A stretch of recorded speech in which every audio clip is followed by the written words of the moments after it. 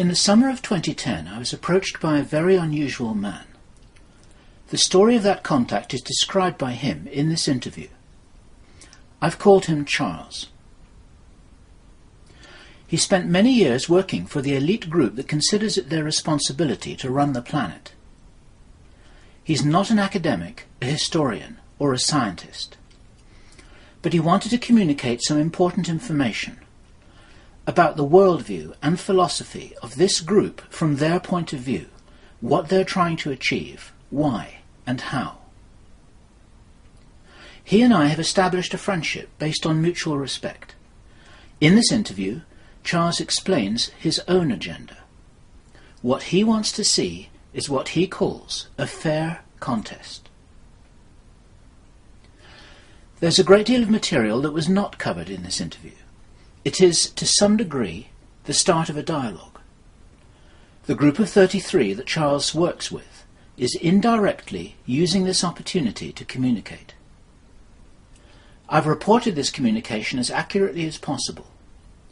As is normal journalistic practice, some of the information was asked to be off record at this stage. As you watch this interview, you will see that there are a great many unanswered questions. I would like there to be a further interview, but any decision about this is not mine to make. For me, the second half of 2010 has been an interesting time.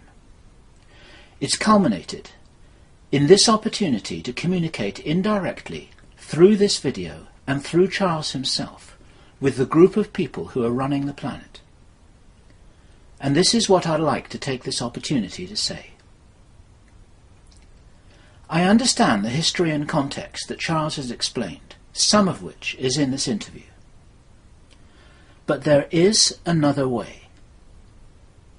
If you are to be the true leaders of the planet, you can be the captains of Spaceship Earth with the responsibility for the entire human family. There can be a massive clean-up operation. You know that the technology exists. Between us all, this can be done. Clean water, clean air, clean oceans, free energy, abundant wildlife, health and education for every human being. Planet Earth could be a paradise planet, a model for this sector of the galaxy. The human race is a massive long-term experiment.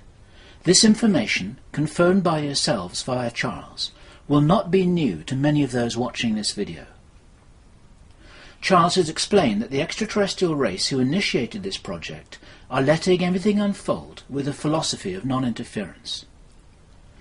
It's arguable that the optimum conclusion for all, an outcome that would delight those whose project this is, would be for the human race to take responsibility for itself and show just what they can do.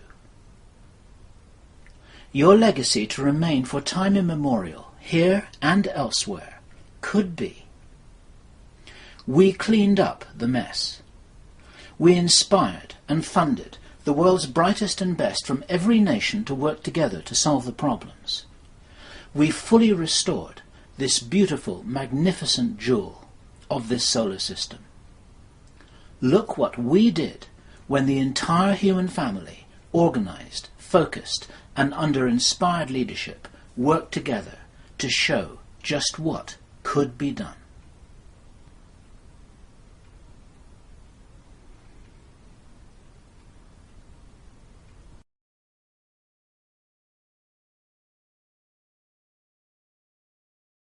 So this is Bill Ryan from Project Avalon, and it is Saturday the 18th of December 2010. And this is one of the more interesting interviews that I've ever had the privilege of conducting. With me is a man who I've given the pseudonym Charles. And as the name suggests, he's very English. And for reasons that will become apparent as you start to watch this video, he has graciously declined from being filmed with his face on camera. You will hear his voice, which will be unedited and unfiltered, and what Charles has to tell us on record may be one of the more important stories that you will have heard for quite a long time. And this is very unrehearsed, as they all are. And first thing I want to do, Charles, is to thank you. And I really mean that, because I didn't know this was going to happen until it actually happened.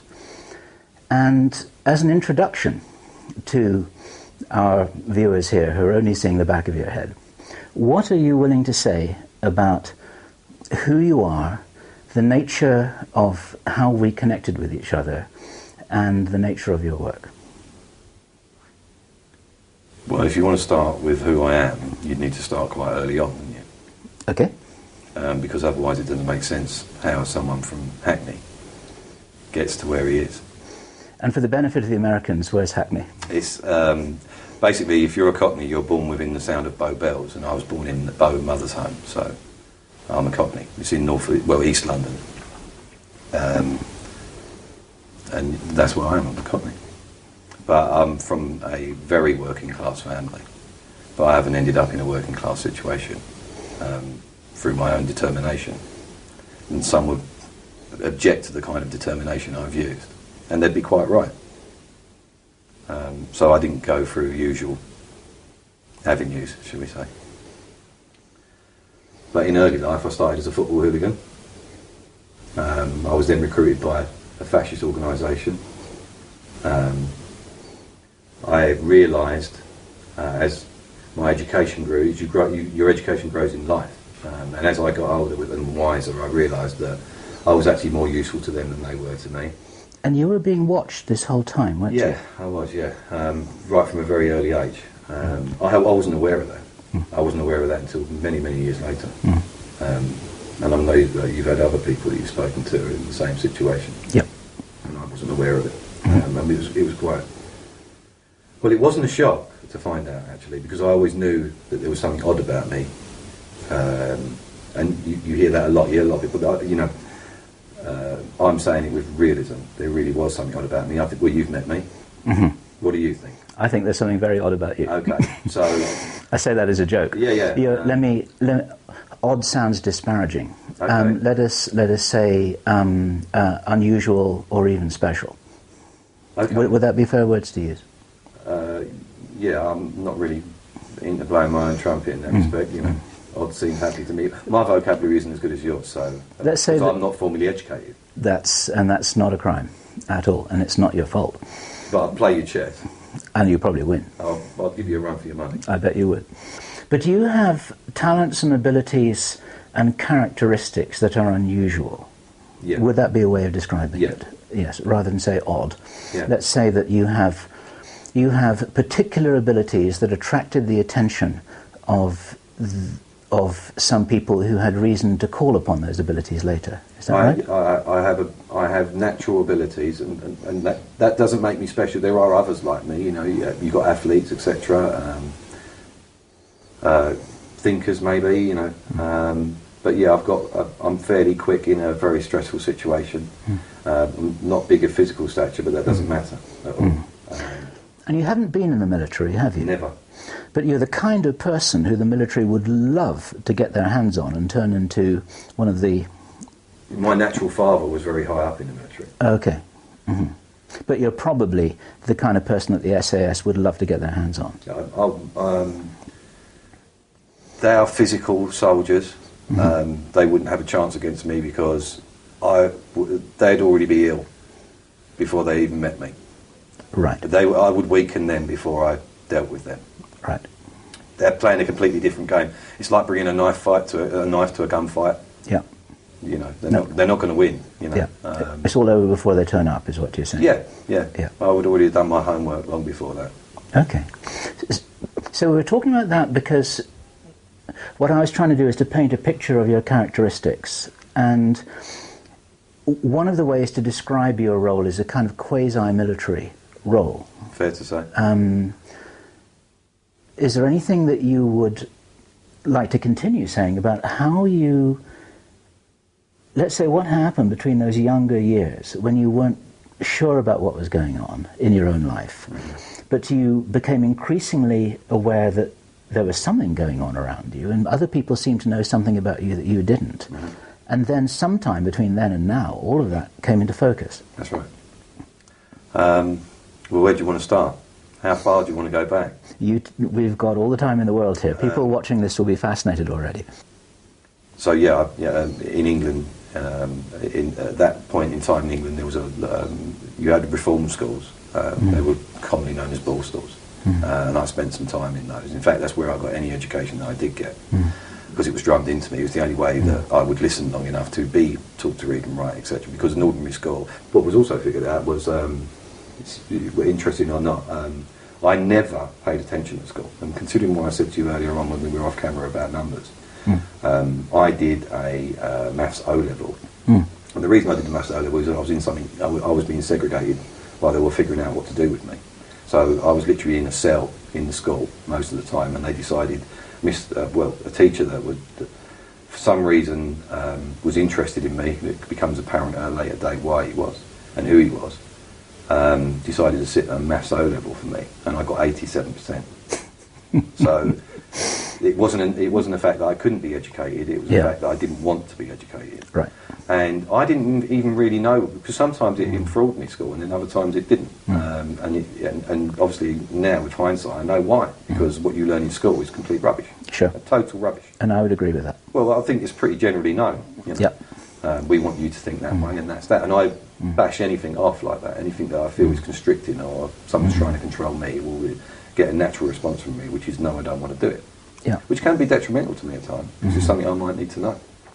The picture that you're painting here is of a kid who's smart, who's uncontrollable, who can handle himself in any situation whatsoever, who and who's been watched from a very early age because of certain characteristics that he's not aware that he's got at this stage. And then, as I was saying, sometime between then and now, sometime in those years, those 10, 20 years, then things did become clear for you, and you found yourself a niche where you were able to do a job for some pretty important people, and you fitted the template that they were looking for to handle some problems really well. Is that a good description? Yeah, it is. Apart from the find myself a niche, I didn't find myself a niche. It was very apparent that that's what I was being groomed for. Right. Can you describe how you were approached? How it was I wasn't that you... actually approached. Okay. I was in the right place. I was in that casino. I was seen in that casino, betting that kind of money. All right. I was at that cocktail party. I provided things for a party. So you're actually rubbing shoulders with these guys without realising it. Obviously, there was because the word gangster is bandied around about all over the place now, and that's not what I was. I didn't consider myself a gangster. I considered myself someone that does that sort of thing. Okay. Just like a teacher teaches, or soldiers. Yes. I did bad things. Yeah. And I didn't look any further into it than that. Yeah. And in doing those things, in fact, the first instance that I was asked to by someone important was to deal with a paedophile. Okay. So there's some, there'll be people in your audience who would applaud that. Okay. Doesn't mean it was just another person, as far as I'm concerned. Okay. It was basically they had a nanny, and the nanny was fiddling with things he shouldn't have been fiddling with, and they wanted him dealt with, and that was the first instance. Okay. Where I was really asked to do anything serious. And a euphemistic way of describing this is that you became very useful in making problems go away. Yes. Is that a way to describe it? Yeah, absolutely, yeah. Okay. Yeah. But maybe you could go a little... You need to go back... It doesn't even become a problem when I'm involved. Okay. As soon as someone realises that they may see a situation come in a month's time, that's when I'm involved. And the situation never even arises. Like to head the problems off before they become problems? Yeah. Okay. Because then you can... the earlier you deal with a problem, the less forceful you have to be. And any force or any real major action will attract attention. And you don't want any attention. That's the golden rule. Okay. No attention. Gotcha. So if you're scrambling around trying to put out a fire, then it means that you've missed something that you should have done earlier on. Yeah, someone walked in there with matches. Why did you let him? Right. So fast forward a few years to the point where you really began to knowingly rub shoulders with what some of the people watching this would call the elite. The minute you do a favour for one person, and it was gratis, favour, no money changes hands. Right. As soon as you're willing to play that game, you've already... then you start getting referred. You've entered it, yeah. You entered into a contract. The guy says, you got a problem? I can help you. Yeah. The guy helped me last week. I think he's good. Yeah. And so on. And he'll keep his mouth shut. And he won't do something stupid like shoot someone. Yeah. Right. Okay. And I learned very early on that the best way to deal with people is financially. Yes. And in the most mundane ways. And you told me... and that is part of my character, the way I'm quite devious like that. And they love that. Yes. About a month or two ago when we were talking, you told me, I think these are the words you said that you skin many cats perfectly legally using totally legal means. I would say 90%, literally 90% of the things I've done are completely legal. Yeah. Yeah. Just because people leave vulnerabilities in their lives. Well, everyone's human, people take drugs, they like women that they shouldn't like when they're married. If you have women at your disposal who owe you favours, it's very easy to ask them to do that. And we're talking about people that don't have the moral values. Not that I'm not being detrimental to them in saying that, because I don't have those either. In fact, right and wrong, as far as I'm concerned, don't exist. They don't exist in my world. It's just a complete fabrication to make everybody feel guilty about what they're doing. There is no right and wrong. There's just what comes next. We try and look back on it and decide whether it was right or wrong. We don't think like that. It's as simple as that. Yeah. When you say we don't think like that, who's we? Well, that's a big question, isn't it? Do you want to talk about the end result of who I'm involved with? Or do you want to talk about how I got there? Because you're going to work backwards. It doesn't bother me, but... Well, there are various ways into this. I mean, it's a fascinating story, and there are lots of details that I'm hearing here for the first time. Okay. Although, actually, we've talked for hours. And I've been more than intrigued by the story that you have shared with me, because it gives an insight into how some things operate that I never had before. This is one of the reasons why I'm very grateful that you're recounting this story for people to hear, because it's going to be an eye-opener for a lot of people about the real world. And the way that I hear you describing yourself is that you've got your feet planted in the real world, you deal with the real world, and that's what you're good at. Yeah, definitely. I'm in the real world. Where you live, well, not so much you, but where everyone else lives, it's just a complete fabrication. It really is. And they know, everyone knows. They just don't want to look at it. They'd rather face the water and not look at what's coming up from behind and just accept it when it hits them. Most people will keep their eyes on the water. They won't turn around to see what's going to happen. Yeah. Ignorance is bliss, is what I'm saying. That's something we can get onto later, which is something that I really want you to talk about. I'd love you to cover the intervening years. Okay. Very briefly, until we get to the point, and this is just a little trailer, a bit to follow, actually when you first contacted me, because I was a problem that needed to be headed off. That's right, yeah. You actually became a problem. I became a problem. Yeah. And so that's how we made contact with each other, and I would like to say that we have become friends since then. I'm certainly enjoying your company well enough to call you a friend. Haven't played you snooker yet. I don't think I'll stand much of a chance. We'll see. But between that point and the point that you're talking about just now, when you're starting to be recommended to people because you're good at handling things quietly, and efficiently and effectively. With a minimum amount of fuss. With a minimum amount of fuss. That's the most important thing. Yeah. With none to clean up, nothing to embarrass people, etc., etc. For instance, I had plenty of people at my disposal to do things for me. And yet none of them even knew what I was really involved in, and I would always deal with these situations myself, personally, without involving anyone else. Yeah. That's the kind of discretion that's needed. And you've got to understand at that point, I would, I didn't have to. I could easily have pointed the finger. But the way they would have dealt with it would have been ridiculous. Yes. And that's the very reason that, Yes. I was brought along like I was. Because Yeah. I understood Yes. that fuss was not needed. Yes, and you became, sort of, in a weird kind of way, you became respected and trusted Yes. by them. Yeah, I am trustworthy. Yes. If you ask me to do something, I will get it done. You will do it. If I've said I will, it will happen. Right, If I may say no, but they will know. But if I've said yes, it will happen. right. If you want to call that trust, well, fine. I call it my word. Some people have asked me to do things for them, and I'm already working on them for someone else. Do they trust me? Am I trustworthy to them? Right. It's all compartmentalized. Right. Isn't everything? Well, isn't everything? Go to work at ICI. See Yeah. if the guy at the paint counter knows what the managing director's Yeah. thinking. Yeah. Sure. Okay.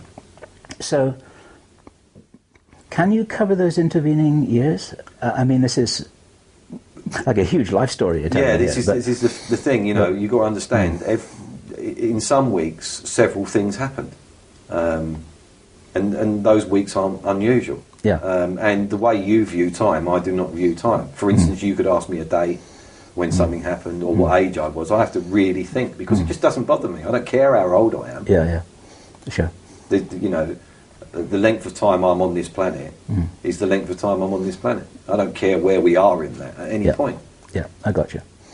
Okay. So because I don't put those markers, it's very hard for me when someone asks me a direct question from their world to give them an answer that is relevant for them in time because I don't look at it like that. I understand. Okay. And nor do they. That is interesting. My life is sequential. Everything is sequential. Everything happens in sequence. Everything's sequence driven. Part of the fabrication is the calendar and the clock. Right. Yeah. Scientists talk about time. Yeah, well, they talk about time, but time's only been around for how long? Did summer still come, winter still come? Yes. Before the clock was invented? Of course it did. Of course. Winter's late this year. I laugh at things like that when I hear things like that. Yeah. Because winter's not late. Just the cage you put it in isn't working. Yes. Winter's not late. I completely understand what you're saying. It's like a Buddhist actually saying it is the way that it is. So everything else is just a linguistic. Right. Yeah, this is a Why linguistic. do you think they're persecuted so much? Right. Okay. So the intervening time, whether it's elastic or not, between the time when you started getting referred, between some people, and I'm not asking you to name names here, and I understand it would not be appropriate to do so, but some of the people who you work closely with are names who people would recognize in the public domain. Right? Absolutely. Yeah. Right. Okay. Yeah, absolutely. Yeah. And it's not my intention here to dig into that area at all. I'm more interested in the larger picture and your role in it and what you can share to help people understand the world a little bit better. Because you probably agree with me that people don't understand the world at all, no, right? They don't. They don't understand. And it's not their the fault. world. It's not their fault. Because people have been misguided, misled, misdirected. Every step of the way. Every step of the way. We've been lied to, we've been tricked, we've been deceived, we've been, you name it. We've been kind of made fools of for a long time. Absolutely, yeah, through no fault of your own. Yeah. And I'll be prudent to point out that all the individuals that would recognise me from this video have absolutely nothing to worry about. They already know they haven't. Yes. Because of what I said earlier. Yes. But it would be prudent to point that out. Yes. Because there could be some very nervous people running around making decisions that are just get them in more trouble. Yes, that's absolutely okay. And on record here, as I've told you off record, in making this video with you, it's not my intention to dig into those areas, to cross any lines that I shouldn't cross, to embarrass anybody, or to even be disrespectful, because there's a very subtle and important big picture here, which is really where I want to get to. Absolutely. This part is fairly inconsequential. Yeah. It's interesting maybe, but it doesn't matter. Yeah. It's background. It's background, and it may be that by now the people watching this are already wondering why it is that you have got yourself into a place where you're able to point out, if you wanted to, and if you could, to people how it is that the way they see the world is wrong, who it is who's really running things, why they're doing it that way, and who it is that you've really been working with through having become trusted and respected in that world to make problems go away. to explain that, you'd have to explain. It's a very big picture, and you're not going to put that in a paragraph. It's very difficult to quantify like that. That's a hard question to answer. It's a hard question. You're asking who they are, why they've been doing what they are, and how long have I known them, all in one question. I asked too many questions at once. In one go. Okay. So right. Okay, so let's back up a little bit here. Okay. It may be easiest to frame that around our first contact. Okay. Yeah, that makes sense. Yeah. Why don't we build it around that? Okay. Because when we first talked to each other, I was asking you the kinds of questions that the people watching or listening to this will be asking right now. Yeah, I understand that. And so, can you say, why did you contact me when you did? Why did you do it? I was told to contact you. Well, you arrived on my desk with half a dozen other things at that point. I didn't realise your relevance until I started to, perhaps I didn't realise your relevance until we started actually conversing. But then I've got to rewind a little bit, because I am also part of the problem, and I was fooled as much as anybody else until I did something that has left me slightly debilitated, as you well know. Yes. Are you able to talk about that at all? I don't mind about talking about how long I've got and that sort of thing. That doesn't bother me. Okay. I hooked myself up to something with the aid of someone else to educate myself about certain things that would be very advantageous, not even just financially, just generally advantageous to me. And the deal was done between that individual and me, because he could have got himself in a lot of trouble for doing what we did, and I could have. So we set up something, and it took over a year to set up, for me to get me in the right place at the right time, and the machine in the right frame of mind. And you use those interesting words. Because, and him. Yes. So it was a long time in the set, but it was a very cheap reason we did it. Okay? And it didn't go well. And it's left me terminally ill. And also left me with problems in my daily life, to deal with others, which we're experiencing right now. So when I did that, it changed my outlook in a way I didn't understand. That wasn't what I was setting. I wasn't setting out to be sitting here. It was a dastardly deed, not a heroic one. Let's get that very clear. I'm not a hero, far from it. It was for financial and political gain. I did what I did. And it backfired. And as a spin-off, it kind of deprogrammed you. Absolutely, that's what it done, without doubt. Yeah, or over-programmed me. Okay. Which, I found myself being able to do things that I just couldn't possibly have any. I've got no background in that thing. Never been showed how to do it, and was doing it and putting a professional to shame. Okay. And not ever for instance, I've never played golf. It's actually been quite hard for me in business because I don't like golf. Right. Right. And someone persuaded me to take a round of golf with them at a very well-known golf course, a very hard golf course. And he played on that golf course most of his life, 3 or 4 days a week. And I slaughtered him.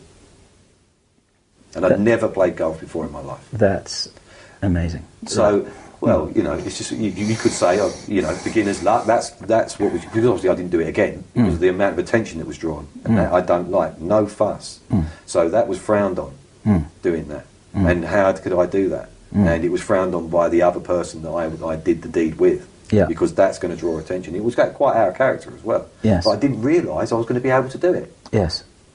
And I don't really remember very much about the game either. And this is the kind of thing that's been happening. I found myself being able to do things, and I found myself not being able to do things that I used to be able to do very, very well. Yes. So it's almost like, this is very rough, it's almost like downloading a program, and you didn't know what the program could do until it started running. Is that close?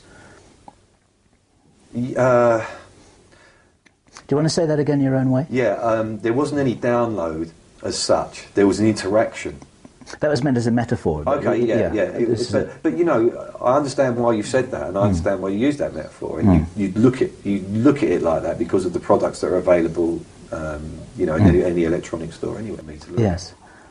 Are you able to say on record here that what you're referring to is that other people were deployed to interfere with the work that Kerry Cassidy and I were doing in Project Camelot? Are you able to say that? Yeah. Okay. Yeah, that's fine. And you're saying that... And to interfere with your relationship, divide and conquer. Yes. Okay. So, without going into those embarrassing details for individuals concerned, let's just say that happened, but then all that happened then was the amoeba split, and you could sort of say... we had two problems. Then you had two problems, because then you had Kerry doing her thing and me doing my thing. Yeah, so that's when I was brought in, because it obviously wasn't working, and that wasn't the way to deal with it. Okay. And then, as I said, you know, your file dropped on my desk, and I started to do what and then in our discourse, I realised that there was more to you than met the eye. I dragged my heels, wondered why you were such a issue, and the more I dragged my heels, the more uptight people that don't get uptight got, and that set some alarm bells off for me as well. And I, whenever you see something like that, it's always a good idea to find out why, because financially and business-wise there might be an advantage in there. So I felt it prudent, because I'm always after the next man's chair, and that man knows that.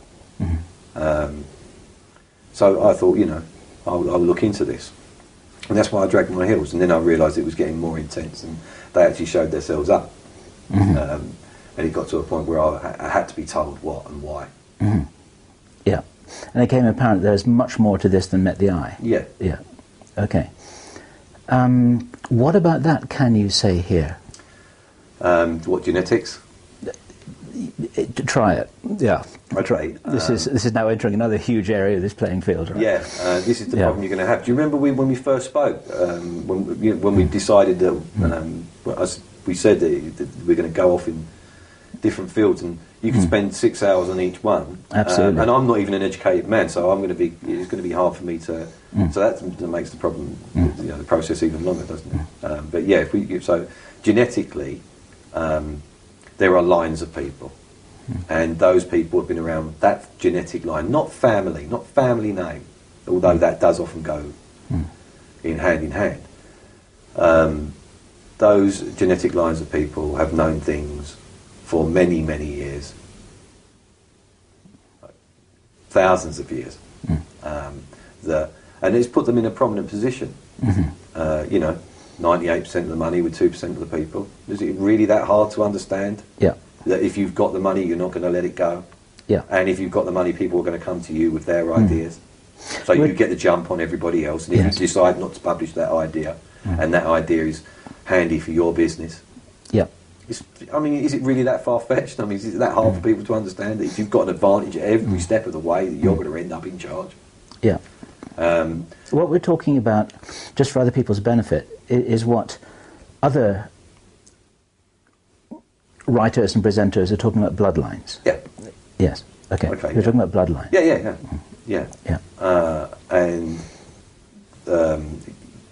there are hundreds and hundreds of bloodlines, but most of them don't matter. There's probably about 427 that are probably relevant, and they're controlled by 33. 33 bloodlines. Yeah. And the 33 bloodlines, would it be correct to say that they're on the inside? They are the inside. They are the inside. Yeah. They determine what's inside and what's outside. Yeah. Okay. And they know what's going on, they know the whole story. Yes. And the others. And that's where the story gets crazy. And that's when I'm not really part of that. I understand. And I'm not actually in with that. You know me as a person, and you know that I'm very down to earth. Yeah. And I'm not a flower child in any way, and to me it's a complete load of nonsense. But it's their religion. Yes. And it didn't matter to me because it makes me money. Yes. Yes. That's at the early stage. Of course I realised as I'm an older man, and that I haven't actually got an awful lot of time left, that maybe I'm going to kick them in the nuts on the way out. Yes. Right. Why is it that, in using your words, that you want to kick them in the nuts, and you're using this opportunity to do it in a way? in a way. Is it okay to say that on record? Yeah. Okay. What is it? Why would you want to do that? Because I can. Okay. I really can't give you a better answer than that. Okay. You know my character now. It's what I do, isn't it? It's why I'm. It's the ability I've got. Yes. It's the unpredictable ability that I've got. Yeah. So you can't turn it off, can you?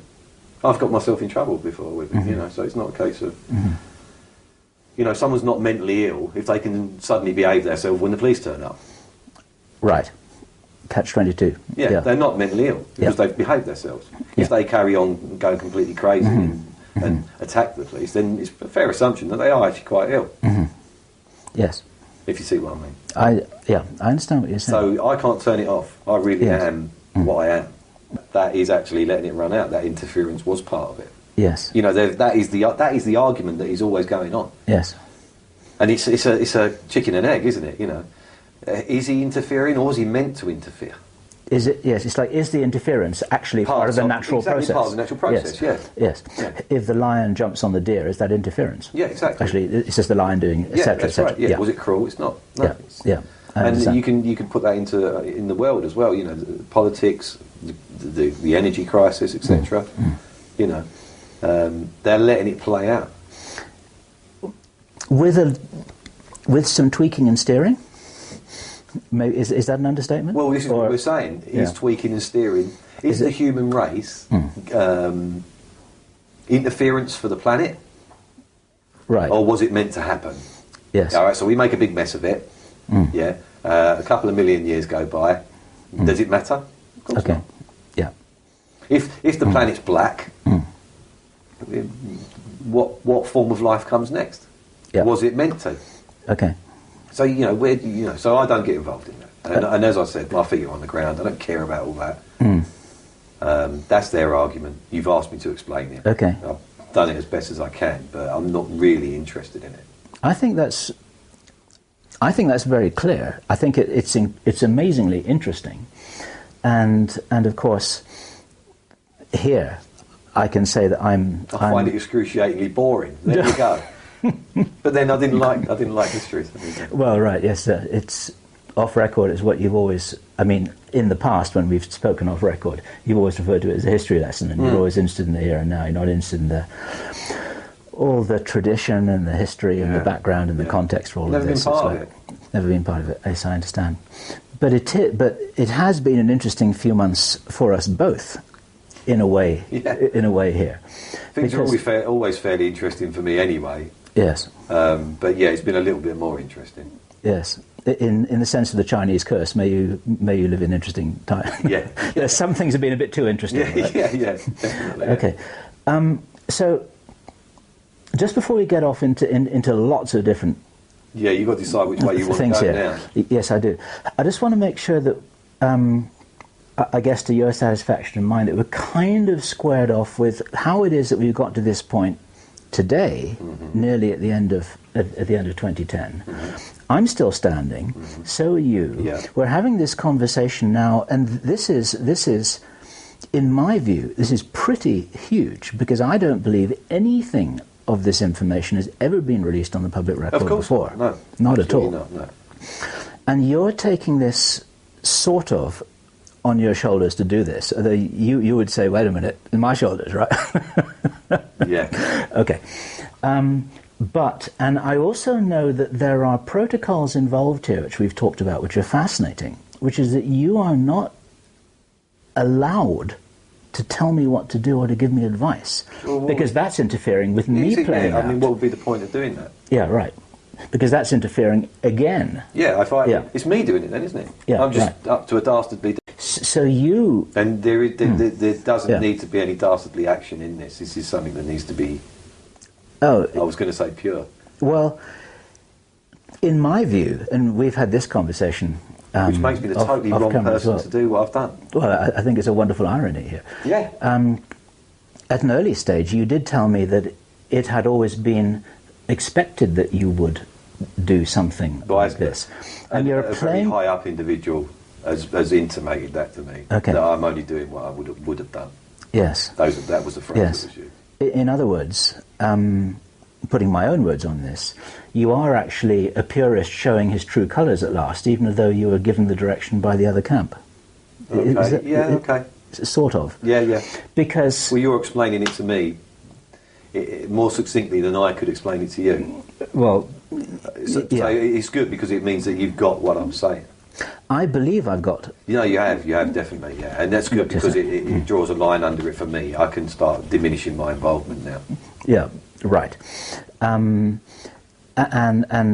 just to sort of help to wrap that up, you are actually allowing this to play out in a way that is interesting to everybody, because actually nobody really knows what's going to happen next. No. Nobody knows what's going to happen next. No one does. Except that it's a fairer contest than it was before. I don't want to use the word fight, because I'm not into fighting. It's not a fight. It's not a fight. It's, you know, a river running downhill is rapid at one point and very calm and slowly.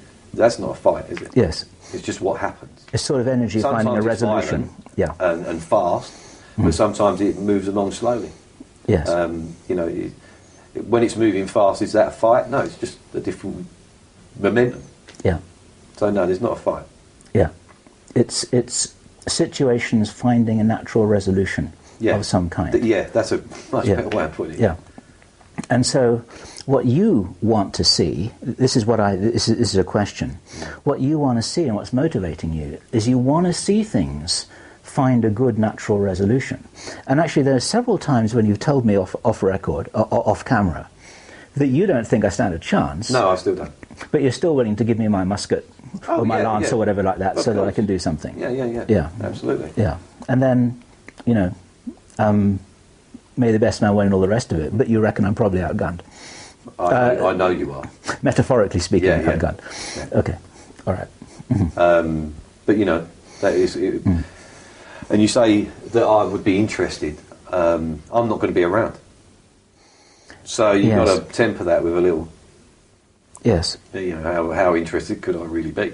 When you say not going to be around, this is reminding people watching this is because you're terminally ill. That's right. Yeah. Right.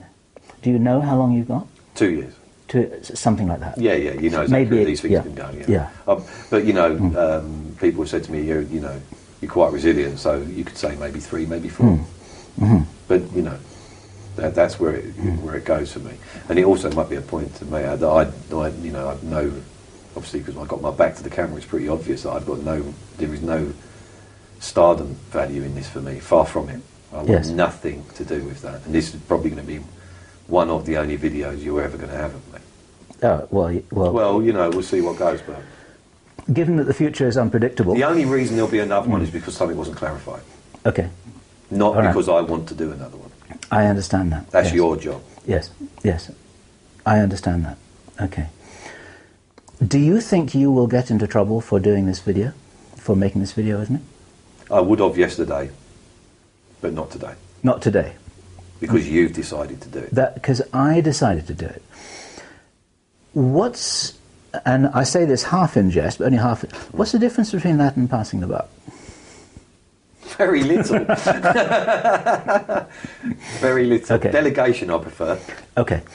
But you're kind of saying that in this natural process you've been describing, if I'm taking the risk on my own shoulders, taking responsibility for it, then that's part of this fair contest which you want to encourage. Yeah.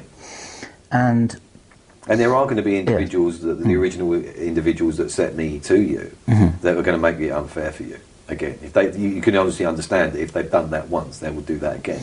Yes. All right?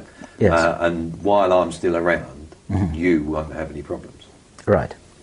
That's going to be the level of my involvement from now on. That's it. Okay. Are you giving me your word on that? Yeah. That's good.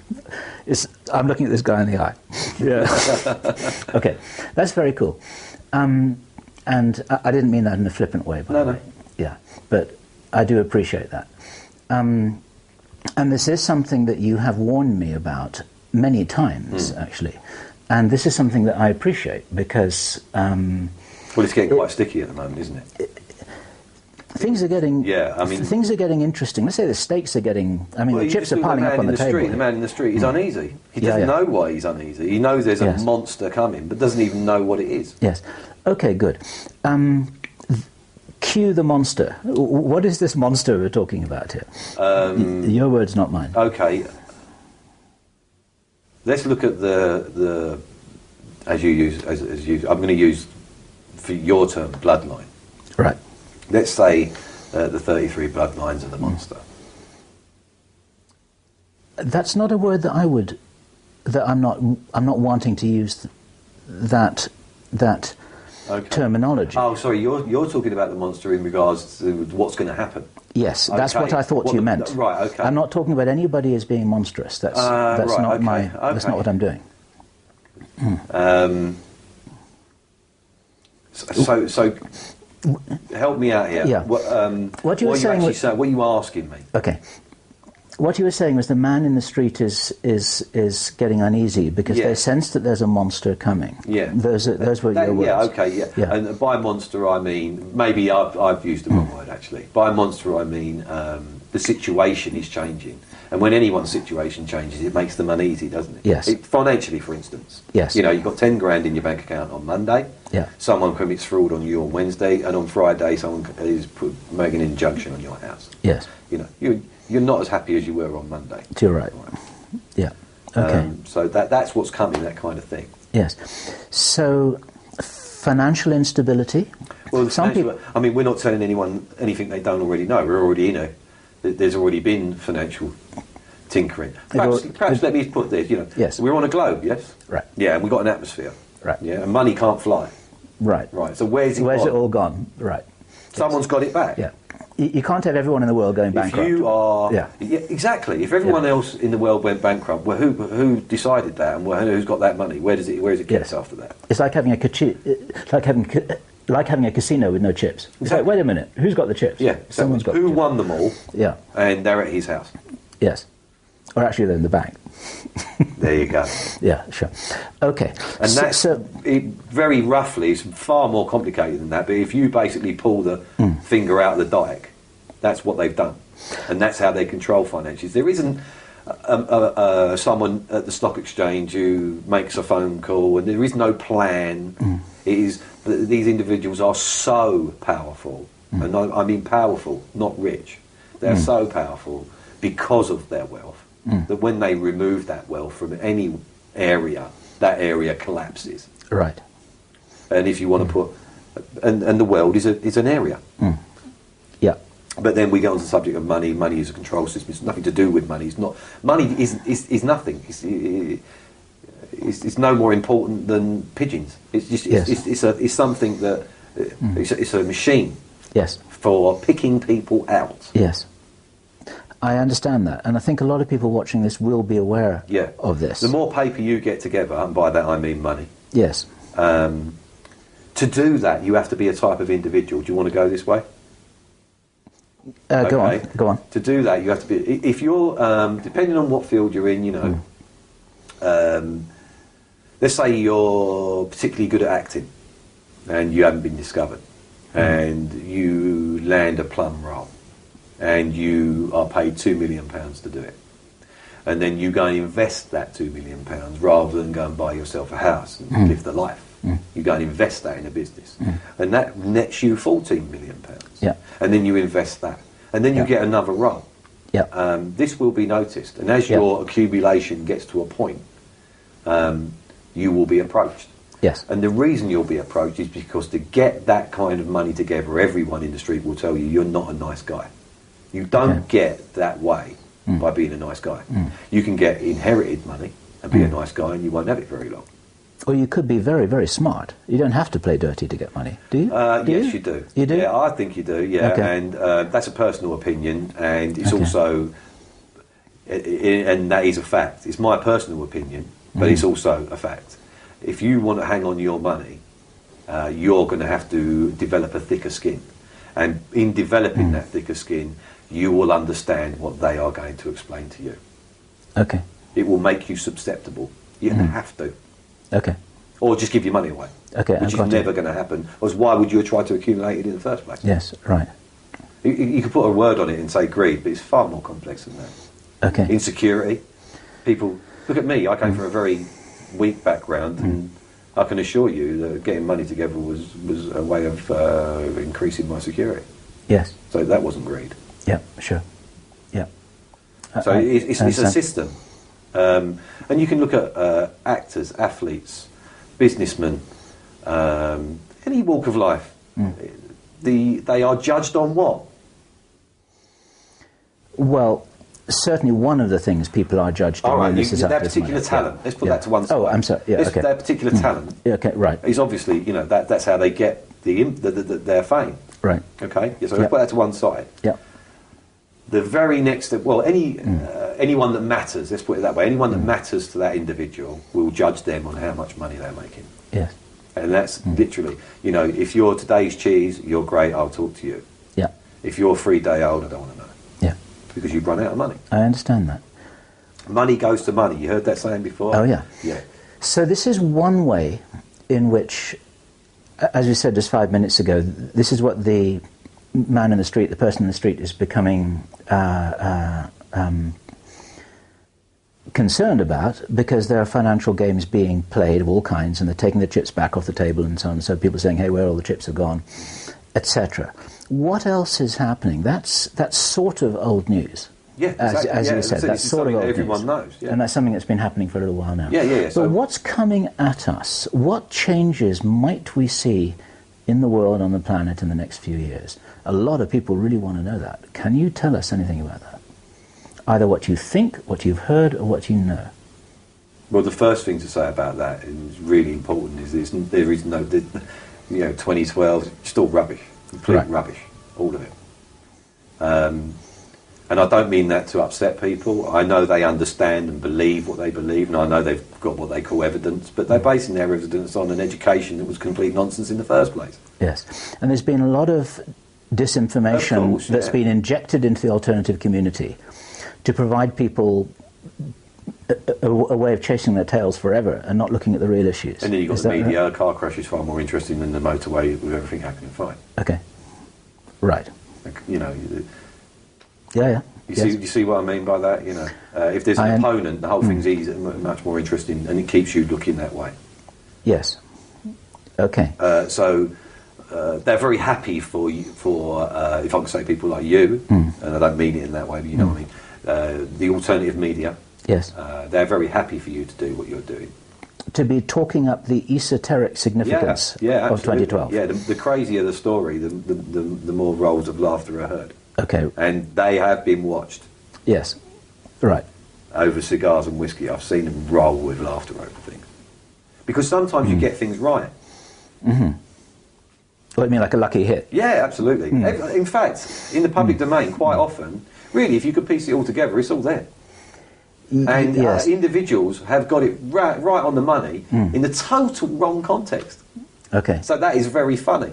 Yes. From this point of view. Okay. So what you're kind of describing is that all of this, to some degree, is being regarded as, sometimes it's regarded as entertainment. It's just like, so look at what you guys are regarded as entertainment. Yeah, that's a very fair comment. Yeah. Look at what this Twitter is saying. Because I don't consider you a threat. Right. Well, not you, I say you, the alternative media. Yes. Not you. Mm-hmm. Okay. What you don't want is anyone being taken seriously. What you don't want is someone who's going to coherently put an argument together, is willing to listen to the discourse and come back with a different version, adapted, because that's dialogue and that's productive. They don't want that. Okay. They want a guy with his hair tied up in ponytails with a white line painted across his face, doing an Indian rain dance, and then trying to tell you something about what's going to happen in 2012. They want that. Yes, and because the spirits are telling him. Yeah. He's got tinfoil on his head. Great guy. All right. So anyone who Well, there's something about tinfoil that we were talking about, which is quite relevant, isn't there? But that's another question. That's another situation altogether. Do you want to deal what with? We was talking about? I do remember that. Do you want to talk about the tinfoil hat? No, thing? because that. To be honest, that's part of the joke, and that's not what you want to do here. No. Okay. All right. No, that's true. So what you're saying there, and all of this was in the context of what's coming down the pike at us over the next few years. And then you started off, which I did appreciate, saying, well, actually, first of all, let's get the nonsense out of the way. And you're saying that in the alternative media, there's a lot of nonsense, and from the inside, the whole thing is seen as a bit of a comedy show most of the time. Yeah. It's like, look how... And the times it isn't taken as a comedy show is when they actually take your ideas on. Because every now and then, some crackpot will come up with an idea that actually flies. Okay. And it will be used. And that crackpot will find his life easier. He will get funding. Can you give us an example of that? You put me on the spot there. No, it's fine. That's all right. No, I can't. Not right now. Let me think while we're talking. And maybe, or maybe you'll come across something where it will become apparent to me that it is an example. Okay. That's cool, but I get the concept. I was just immediately curious because you hadn't mentioned that to me before. Oh. Okay. So, what you're describing is that the alternative media is a bit of a circus. It's a bit of a comedy show. There are all kinds of characters who have got their some fixed idea about something that's very crazy, and that suits the 33 very well because they are very happy to see people running as hard as they can in the wrong direction. Yeah. And taking as many people with them as possible. Yeah. Because it takes away a potential source of problem, which is what would be people actually really waking up and looking at the right thing. Yeah. Okay. Yeah. Disinformation, yeah. Yeah. It's very useful. The most useful thing. Yes. I would say. Much better than a punch. Right. Yes. Because if you threaten these guys, they actually get worse. Yes. Yes. You know, it gives them validity. Yes. Yes, right. So you said you weren't very good with numbers, which I actually don't really believe that. But on a percentage scale in the alternative media, how much nonsense is there? I've already told you that once, and you already know. I would say at least 70%. Yeah, at least. Yeah, that's fair. Yeah. My personal opinion is 90%. Okay. But that's a bit unfair. Okay. Because I don't get on with those people very well at all. Which is why you're another surprise. Right. You're another surprise because we get along well with each other. Yeah. Yeah, right. Yeah. Usually I couldn't tolerate someone like you because I would get angry and just say you're talking rubbish and get out of my sight because I'm going to hurt you. Okay. Actually, that's very funny. It's like, get out of my sight, and I'm taking care of you here because otherwise, you'd be smart to walk out of that door now. It's a joke. So I know sometimes it hasn't been a joke either. No, it's a very fine line. We've talked about this as well. Before, yeah. Like between humour and deadly seriousness. Yeah. Okay. Those of you who know me quite well know that I make a lot of jokes and seriousness. Okay. So if we're talking about the 70% that's nonsense, let's say it's 70. What's the 30% that's real? Oh, that's a good question. And it's quite a large. Again, you've done it. It's quite a large question. Perhaps you. I mean, I could put that straight back at you and say, what do you think the 30% is real? And it'd be just as difficult for you to answer. Well, I could... I think people get an idea of who's telling the truth and who isn't. All right, you could tell me straight, body language. Everyone will go for body language. Let me tell you something about body language. I use it all the time. And if you are aware, it's very easy for me because of my accent and what people make and very often make a judgment about me. And that's very handy. Very handy. Okay, it suits you down to the ground. Definitely. Yeah. Uneducated, thuggish, brutal, and they think that you're unintelligent. Yeah. Or they consider me dangerous, maybe, or they watch their step, maybe, but they wouldn't expect me to know things about body language and things like that. Now they're in a very dangerous position there because I do, and body language is something you can use against someone because if you know and can control yourself, which can be done. You can give them a false flag. Yes. They'll think that you're telling the truth and you're not because you know that you can control yourself. Yes. So they are their own worst enemies. A little bit of education, very dangerous. They can think that you're being submissive and you're not. Absolutely. They can think that I'm telling the truth. Everyone knows that, it's getting quite in the public domain now, but body language and psychology behind it and all the rest of it. You know, if your eyes do this or they do that, you know, well, yeah, okay. If the guy doesn't know or the girl doesn't know anything about it, and you're educated and you're there for a reason, and you're trying and you're looking for those things and they're unaware of it, well then, yeah, of course you'll get a good representation of what that person's thinking and saying. But if the individual is playing you and has a good education in that, they will use it against you, and you won't even be aware of it. Yes. Yeah. Yes. And you're now wondering if I'm doing it to you. I've been watching you for the last 4 or 5 months. You're a very good psychologist. Of course you are. Not an academic one, but you never were academically qualified at any of the things which you're good at. It's been very interesting watching you do your job very professionally and effectively. But what I would say is I haven't. Well, not by your previous standards. No. Not by your previous standards. No. Yeah, that's a good way of putting it. I do it, but for the right reasons. Let's put it that way. Yeah. Okay? Yep. If you're getting somewhere where, you said it last night, the hot and cold game. Yes. That's what I do. Yes. That's what I do. So I'm doing it in that respect. Yes. Like, you're getting what you're talking about is guiding and steering. Yeah. Saying, yes, you're on the mark now, you're on the mark now. Not defending myself. Yeah. Trying to get out, you're not the judge. Sure. So I don't need to be a victim, I don't need to be in the dock. Yeah. Okay. Now, we got onto that because we were talking about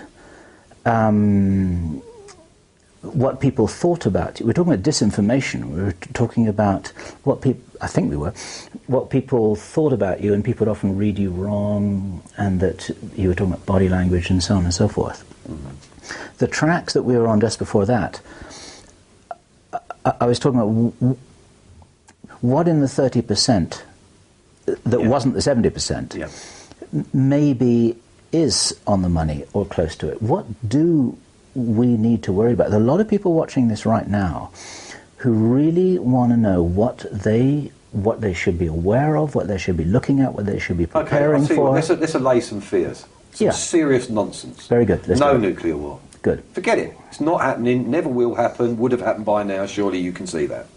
Okay. Yeah? 1983, we came that close. 1983? Yeah. Okay. Or was it 85?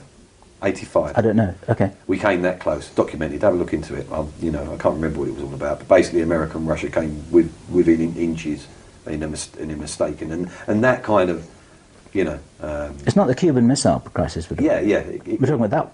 Later on in the 80s, later on, yeah. Okay. I'm not a historian, Bill, so I don't know. I'm just using an example. There was something. We have come close a few times. You just mentioned another one, so, I believe it. Okay. And it didn't happen. So if it was going to, that was when it was going to. So that's all rubbish. And besides, if you do that, you ruin everything. Yep. It's and pure nonsense. And it takes people out, and it's not selective. Exactly. Is it? It's not selective. Exactly. Yeah. You damage what do you want that country after that? Yeah. Look how long you're going to have to wait. And let's face it, look what happened to England.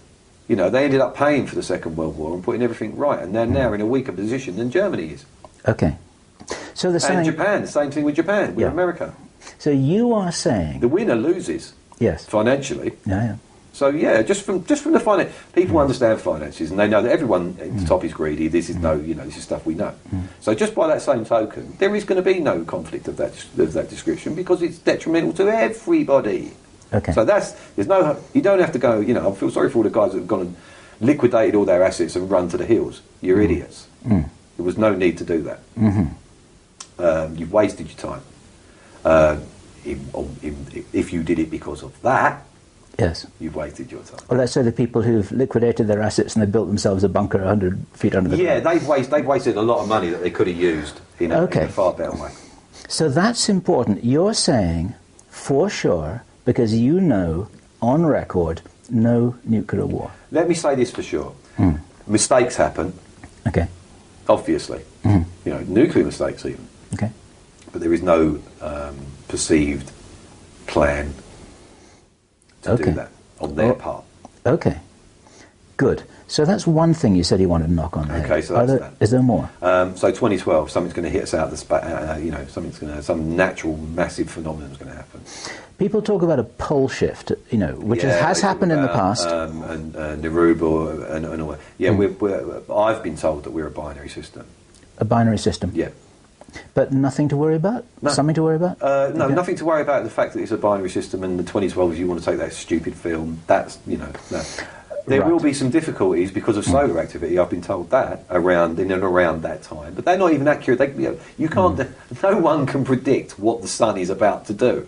Okay. They can say, this happens at that certain time, and it's not my field, so I don't really want to Right. talk about that. But no, I've been told that, well, we've all been told because of our business assets and so on, that it might be a good idea to have some sort of electromagnetic protection for your equipment. Right, that's important. Around that time. That's it. But it's not going to be the end of the world. We are talking about something that happened. It's happened 100 years ago. Yes. It's documented, and people, and it's been documented that it is coming. It's not a secret. Yes. Is this 2013? Yeah, Is this something 2012, like that? 2013. Like I said, Okay. you can put a number in. There you go with your calendar again. Right. Okay. We're on a ball flying through space. What are you talking about calendars for? It's nonsense. Okay. It's education that you had that wasn't needed. Okay. So what you're saying, this is a running summary here. You're saying that that the solar system is a binary system, but that's not in itself a problem. Yeah. There is going to be some heightened solar activity, probably. Can I just stop you there? I'm not saying that because Right. I'm not an educated. You're saying- I know as much. I know nothing about that. I only get involved if something's going to damage me. Yes. And if something is being said that I might take heed of, it will be stopped when Yes. I ask the question. But I don't want an education on it. I just ask, is that something I've got to worry about? Yes or no? No, it isn't. Okay. All right? And that's what I'm saying. Don't get me into the science of it because I have no idea. Yes. Yeah. But these are things that have come up in conversation. Yeah. They've come up in conversation. Yes, like I said, sometimes Yeah. alternative media get it right. Okay. And you've got reason to believe that when those things did come up in conversation, no one was bullshitting you. No, that's right. It was They just, wouldn't- this is just you the way it wouldn't was. bullshit me. Okay. Right. Okay, good. Not because of any threat. You just wouldn't. That would muck it all up, wouldn't it?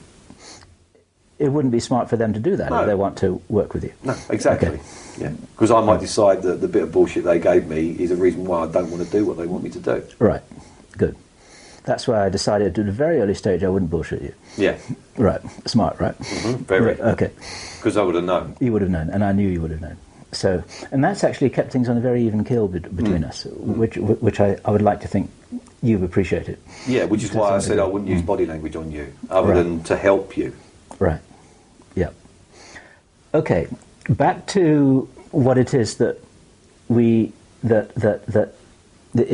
is real here. You talked about a little bit of solar. So we were on the list, weren't we? Okay, so we got 2012. There is going to be some solar activity. There is going to be a problem with the poles, but not a problem. Not something that is going to cause. They don't think it's going to cause massive disruption. However, preparations are being made. Can you say anything more about that? Well, you all know. Everybody knows. Everyone knows about. You mean the underground bases? Yeah. There's millions and millions. I can't even. I don't know what the figure is for England, but or I don't know what the figure is for America either. It doesn't really interest me. But they have spent billions of dollars finding places that can be tunnelled easily and then going for it in a way, And what always amazes me is there are lorries going down there. Yeah. And those lorries are driven by guys that really should know better and should be saying, well, you know where I went today, dear? And they don't. They just don't. It's amazing. That is one thing that actually amazes me quite often. People just don't. Yeah. I'm getting paid $800 a day to do it. All right? I won't talk about it. Yeah. This is something that's often occurred to me, the tens of thousands of people involved in construction and no one saying If you want to look for a villain, they're it. Yeah, they're you guys. And they're stabbing you right in the back for money. Yeah. There's taking the money, signing the non-disclosure agreement and just... Well, it's not Whatever. when we're talking about truck drivers and people like that, you're talking about people that were met in prison. Okay. And when you get out, go and see them. And you can drive a Pantechnicon truck. Okay. There you go. All right. He's going to pay you $5-6 grand a week to do it. And you just go here, drop the trailer and go back and get another one. And you do that twice a day and we'll pay you $800 to do it. Okay. And this is a guy that was in prison for beating the living shit out of his wife. Okay. All right, so we're not talking about people. Just because someone can drive a lorry, don't make him a decent blue-collar worker. I gotcha. Yep, I gotcha. All right. Is there any... If you're looking for a villain in the whole thing, they're it. And that's you lot. Mm. When you say you lot, you mean the people who are not part of the inside structure. Just people who are taking the money and running. Yeah, I believe it. And there's certain individuals in there that are feathering their own nest. They're digging their own holes. Yes. Because they thought, well, if you're doing it... Okay. Which is an odd one, but yeah, that does happen. Now, a couple of minutes ago, when we were talking about the nuclear war being off the table, or not happening, you said that the guys who are heading for the hills are wasting their time, or at least not for that reason. Is there any reason why somebody heading for the hills and getting a little farm and a little community... Oh, well, if you're going to say farm, that's completely different. That's very wise. Why is that wise? Well, you could argue that as well. That could be very foolish, because if I haven't got anything to eat and you've got a farm, you're in serious trouble. Okay. Mm-hmm. So if you've got a farm, you better have some geographical... An island would be good. Mm-hmm. Why? What's happened? What's going to be coming down the line? Well, again, I believe that, you know...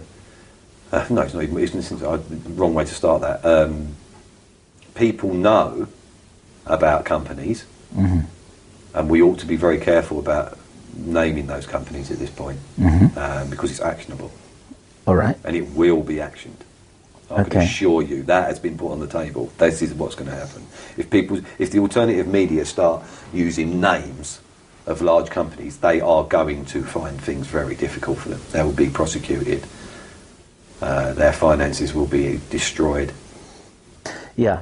Okay. So I'm not. You're referring to food. Yes, you're talking to. So you're referring to large companies who are dealing with food. Yeah. Okay. Everyone knows here what you're talking about. Food. Genetically modified food. And if you're a farmer in Wisconsin, you'd know exactly what I'm talking about, and you've just jumped up in your chair and said, "Finally, someone's going to say." All right. So what's... Because they've been living it for years. Yeah.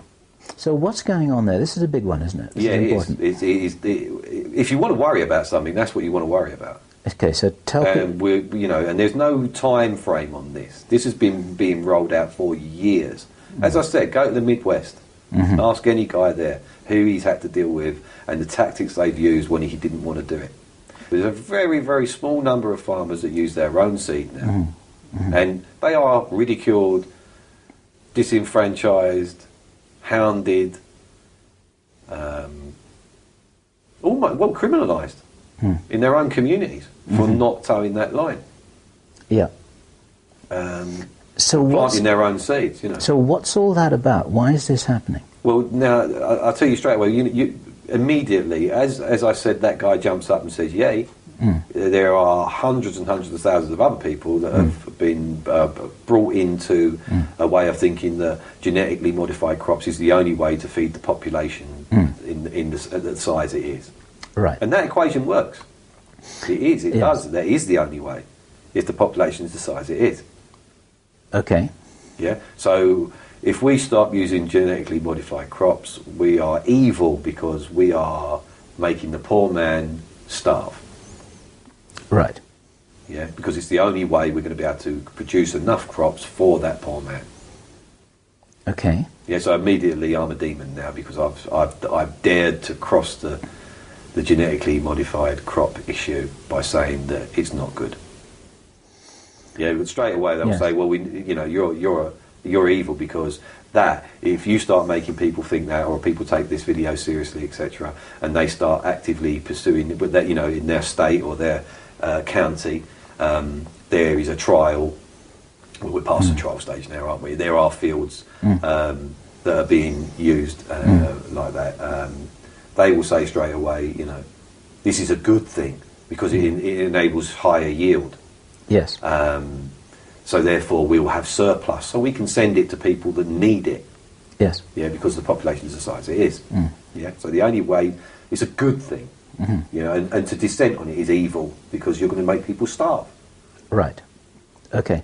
So what you're saying is that this is being sold as being a good thing because it's the way to solve the problem. Mathematically, you wouldn't be able to argue it.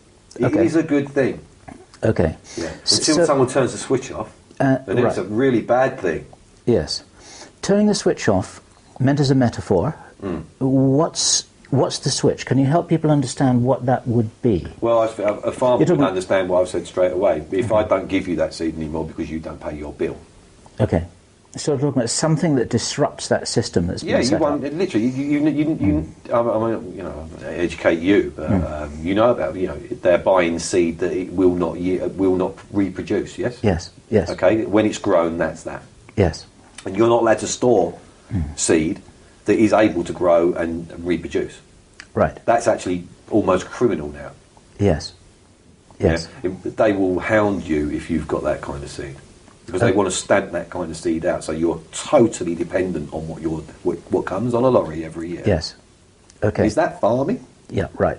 It takes away the very essence of farming. Yeah. So you're saying that then if that structure is interrupted in some way, then the whole house of cards comes down. Yeah. Okay.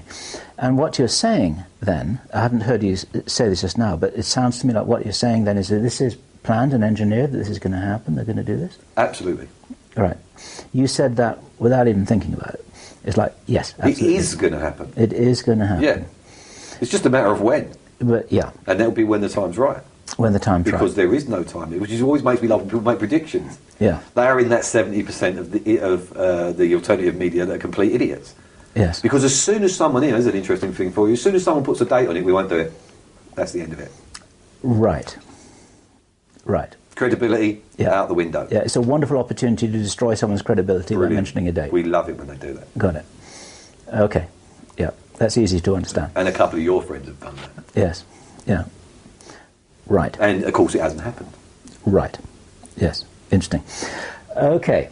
Back to the big scenario here. You're saying this is a big one. Planning to disrupt the food supply and distribution. No, not disrupt it. Not disrupt it? Control it. Control it. Yeah. So if you live in Brazil, you're going to be all right. Okay. If you live Africa, you're not. Right. Yeah. I mean, they've already got problems anyway. It's probably a bad. Yeah, they got problems anyway. Well, there's parts of Africa that haven't. They're very, very, productive. Well, how about Europe? Yeah. What, so... And definitely America, of course, I'll take that as a read. Yes. Just to cut to the chase here, what you're talking about is the deliberate creation of a state of famine where a lot of people are going to die. Is that right? Is that what you're saying? Yeah. Yeah. Well, that would be the result. That would be the result? Yeah. Okay. And that's what happens when you haven't got any food. You starve to death. Yes. Do you know... It's hard to find the geezer who's got his finger on the trigger, isn't it? Yeah. Yes, because it just looks like something... Yes. It just looks like something that's sort of happening. Yeah.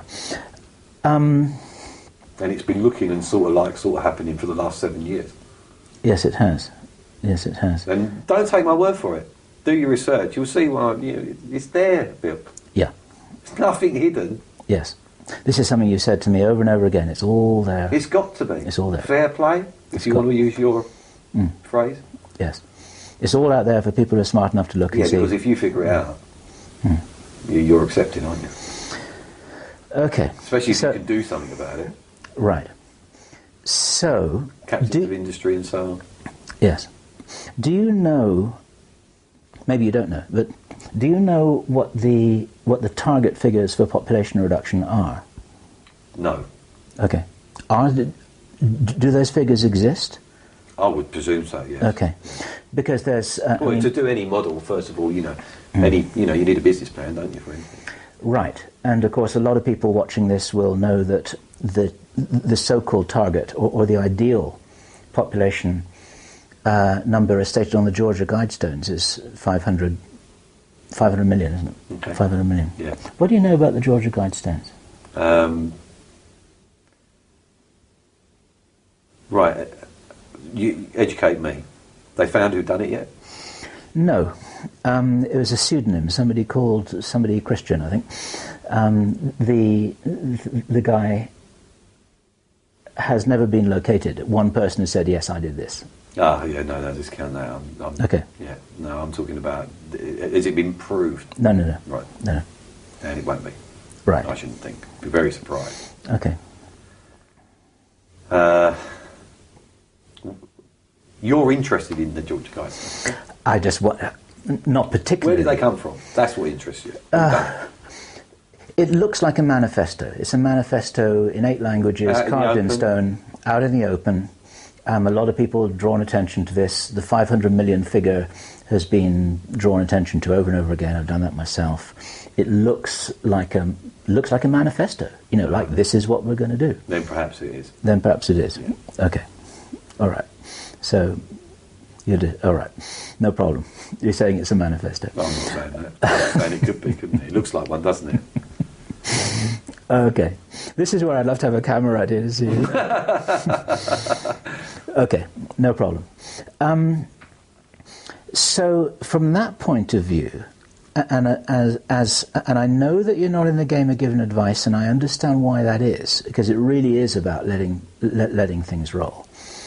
But if I said to you, which I haven't, by the way, but if I said to you, you know what, I'm going to go and head for the hills in Ecuador and get myself a little community and a little organic farm, and we're going to have our own water supply and our own fruit trees and chickens and ducks and rabbits, and our own power generator, and we're going to sit there for 20 years and we're all a happy family and everything's just going to be fine and we really want to do that. Would you, and you'd say, well, why did you do that then? It sounds like a good idea. That's the kind of thing you're saying, right? Yeah. And if you're non-combatant, you'd probably be left alone. Yes. Because how many people are you talking about? I mean, seriously, it's very hard to do that. With any real longevity, if you ever really look into self-subsistence, it's very hard to do. We're not that animal anymore, really, are we? Oh, yeah. We were much better off in the Victorian days. Yeah, we're in real trouble now. Knowledge is gone. Yeah. And that's by no coincidence. That's when you see what I'm saying? It's there, you know, you don't need to grow that anymore. We put it in the shelf. You know, go and buy cornflakes. You don't need corn. Right. Yes. People. Yes, I know.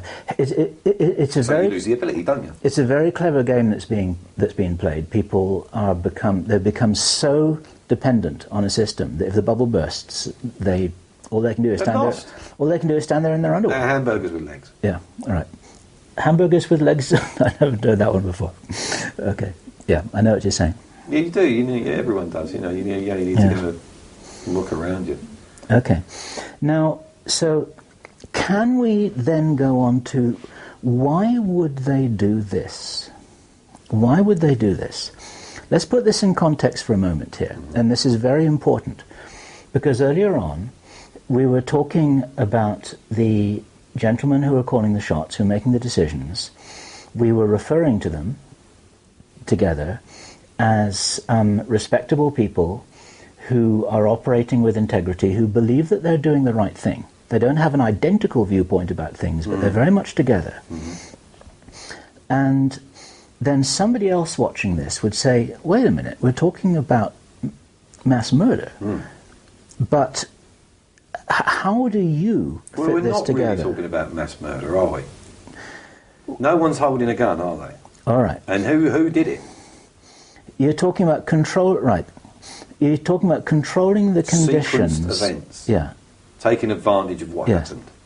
But you're talking about controlling situations so that a kind of Darwinian natural selection occurs. That's right, yeah. And the smartest and the fittest and the best problem solvers and the people who can see what's coming and the people who are maybe a lot of the people watching this video because they're smart enough to watch the video. Well, they're already waking up, aren't they? They're already looking at what you're saying or the alternative media are saying.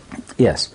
So there's a small group of people here, relatively small compared very small, with... really. Very small. Very small. Who, if they take heed of all of this, are likely to make it through. Well, okay, I think that might be stretching it a little bit. More likely to make it? What would you say? Well, as I said, we've been debilitated quite a lot, so it depends. If that individual's someone that's got the ability to self-survive, you know, can farm, can do this, can do that. Yes. Well, then, they got to jump on it now. They know they've got to do it. And if they've got the ability, they can. Yes. But if you don't, then you're probably just as lost as everybody else, aren't you? Well, I mean, I'm in that category, so I don't know which end of a carrot is up. There you go. But I'm smart enough to find someone that does. To find somebody who does and to work well with them. Okay, so in that way. context, yes, they probably would have a better chance. Yes. If you can look at it like that. But that requires cooperation. And this is one of the traits which would be a good survival characteristic. Yeah, and you often find that people that are involved in the alternative media do tend to cooperate with each other a lot better. Yes. Because the angst isn't there. Right. You know, the anger, the imprinted anger on everybody. Yes. You know, that cop show. Right. Yes. This film. Yes. Yes. His car's bigger than your car. Yes. All the stuff that we're being conditioned to. Look at my gold chain. Yes. Where's your paper? Who are you? All the Hollywood Don't stuff. do that to me. Yeah. I'm bigger than you. So that just creates a whole ethos, doesn't it? You know. Right. And that's nothing new to anyone. Everyone knows it's more violent out there than it was. Oh yeah. Where do you think that comes from? But we know this though. This is no new. This is not new ground. We know the media have been. Everybody knows. Yes. Yeah, you know. Most of the people watching this won't watch a lot of television. No, a lot of them don't watch any. That is another trait you find because it makes them uncomfortable. You do find that certain individuals are predisposed to find that situation uncomfortable because the television has replaced the fire. We all used to sit around the fire and look at the different shapes, and those shapes arrive for every vampire story, horror story you go comes from a fire because that's where storytelling started. You sat around the fire, and that was it. And now the television's a fire. It flickers, it's light. Yeah. But the problem is, it's not, is it? No, sure. It's a medium. It's a direct link to your brain. Yeah, yeah. You've seen people sitting there. Sometimes they sit there with their mouths open, literally dribbling, because they're so engrossed in what they look at. Yeah. And they're lost, those people. Yeah. You know. I'll give you, for instance, run in their room and smash their telly and watch what happens. They'll jump up and attack you without even thinking about it. Yeah. Yeah, or there will be a violent response instantly. 9 times out of 10. Seriously, you know, I really do believe that. Yeah. It's the drug of choice. Yes. The drug of the masses. And it works. And it will continue to work. And if you... well, I'll tell you what, let's give your viewers a task. Turn it off for 14 days. Nothing. Not even what you want to watch. Not even watch you. Nothing. And see how they feel about everything. Yeah. Everything. Yeah. Their wife. The world would change, is what you're trying to say. Absolutely. Yeah. So I do believe that. Well, it's not. And no one would do that. Yeah. It's not hard to believe, is it? Really, you know. No. Not at all. Okay. I want to get back to the point, if I may. The reason why they're doing this is a question, and this is what I've been able to figure out from the conversations that we've had, is that it's a filter in place, or it's a bar to jump over, or it's a situation to survive, where some people will make it and most won't, being set up that way. Why would anyone do that? The only answer I can think of is because they're actually trying to not only cull the herd. If you think of a forest keeper with a deer in the forest, trying to make the forest a better place and trying to make the deer a healthier, stronger herd. Part of that guy's job is to get a shotgun out and to pick some of the deer. Yeah, a shotgun, not a nuclear weapon. Exactly. Because it's indiscriminate. You said that earlier on. So that's why that won't... The very argument you're making there is why that won't happen. That's why I said what I said there, because it's indiscriminate. Whereas what I hear you saying here is that this setup with an engineered situation of famine and food shortage is that there will be certain people who will make it through, besides the people in the underground bases. On the surface, so to speak, you would have people who are equipped to solve problems, to grow food, to see things coming, to form communities, to work with each other, to troubleshoot, and also they'll be physically tough. Yeah, the ones that turn the television off. Well, right. And then at the end of whatever happens, then you've got what, in 1 or 2 presentations I did, you call them human race 2.0. You've actually got a... Yeah, good analogy, yeah. You've actually got a sort... I mean, it's not a genetic upgrade. You're asking why would they do that? Why would they do that? Are you able to say something about the human race being an experiment about optimization of the genome, and that and that the 33 believe themselves to be the guardians of the experiment at this level in some way. Yes. What we're actually doing is trimming the fat off. Right. The surplus that shouldn't have been there in the first place, yes. but was created by the machine itself. Yes. Now is a problem. Okay. In a previous conversation we had, I described it to you as like downsizing a company. When you've got a lot of, when actually, because of automation that you've got in the factory, you can actually let go of the men. 90% of the people. Yeah. There. Or if you've got a company that's in difficulty. Right. Yeah. So if we say the world's a company and it's in difficulty, and it's not going to survive because financially it can't, it's got too big and slow. Okay. So in comes a liquidator and he chops off all the bits that don't really work, shrinks it down, puts the money from that process in the bank, and therefore the shareholders are very happy because you've now got a working concern that's lean, mean and ready to go again.